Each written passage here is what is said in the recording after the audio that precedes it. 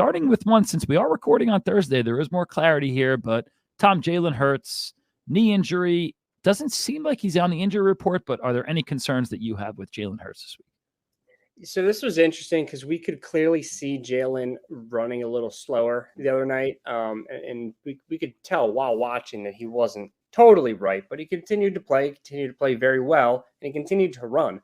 We know that he has a minor left knee injury, but it's so minor that he's not even on the injury report.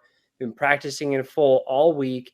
And with this being his left leg, not his right leg, so it's not the one that he pushes off of for throwing power, this really shouldn't affect him too much, if at all. Maybe the Eagles call a couple less designed runs, but they're still going to tush push all day long. He's still going to throw to A.J. Brown for 600 yards, and it's not going to affect his throwing, and he'll still run. It just maybe they design one or two less run plays for him, but no reason to be really concerned here. Fair enough. Tush push. What is it? Brotherly shove. The other 12 crazy names they have. But well said, Tom. And Jalen Hurts, man, been a stud all year. Will be for years to come. Huge win for your boys, man. Handling the Dolphins 31-17. That was a good one. And Eagles themselves looking scary. Everything like their last year selves, and maybe even better. Third in total offense, sixth in total defense. Rock solid special teams. Now 6-1. And hate to say it as a New York fan, but it seems like the Birds are on their way to another Super Bowl. All right.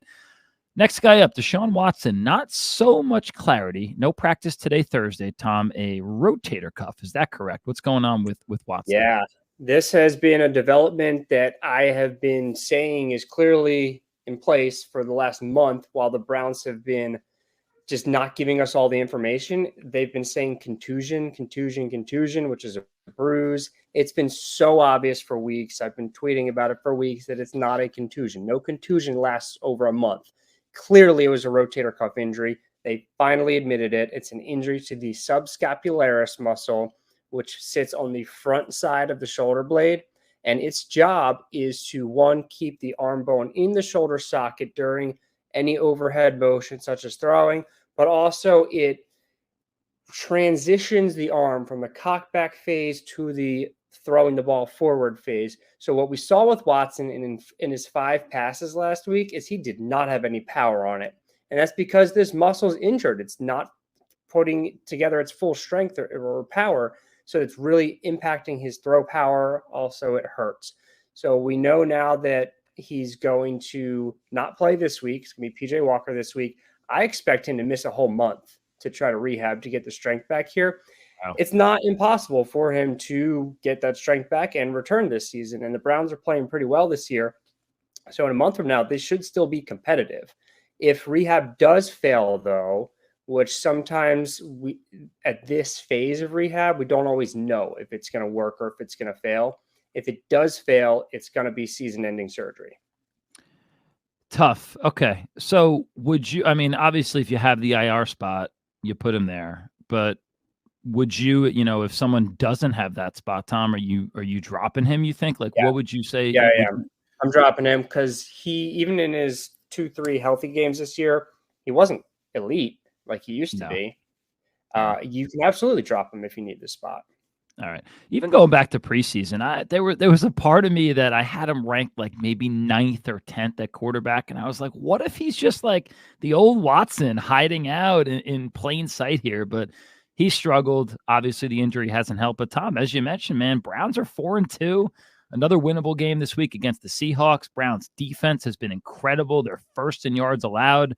Somehow they're first in yards allowed, but 10th in points. I guess they just gave up 38 to the Colts, so that's probably the issue there. But pass catchers continue to be sketchy. It's a roll of the dice between Cooper, who I think is still playable. Not a guy I've been a fan of for a long time, but Moore and Njoku, I don't really know. But Watson last week, you're right, Tom. He hurt people, man. He went minus 1.8 points in week 7. And again, like you said, hasn't looked good. Run game, though, continues to be the focal point of their team. Brock Purdy, concussion. I thought he was going to miss this week, but he practiced today or something. A miracle happened. Does he look good to go for this week?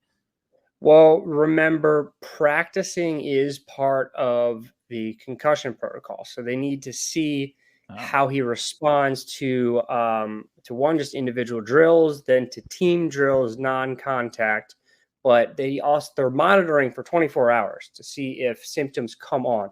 So Purdy's actually the perfect example because he never was pulled from the game Monday night because symptoms didn't come on until the flight home. So that was at least an hour or two after the game until symptoms came on. So I will have to keep looking to see if he clears the concussion protocol. Of course, the good thing about those is they either do or they don't. There's no, oh, he's gonna play, but then he plays on like a snap limitation, especially as a right, quarterback. right. That's not going to happen. So it's either he's in or he's out, but we'll have to keep monitoring. All right. If not, it will be Sam Darnold at the helm against the Bengals. God bless the 49ers and good luck if that is the case. But we are rooting for Brock Purdy.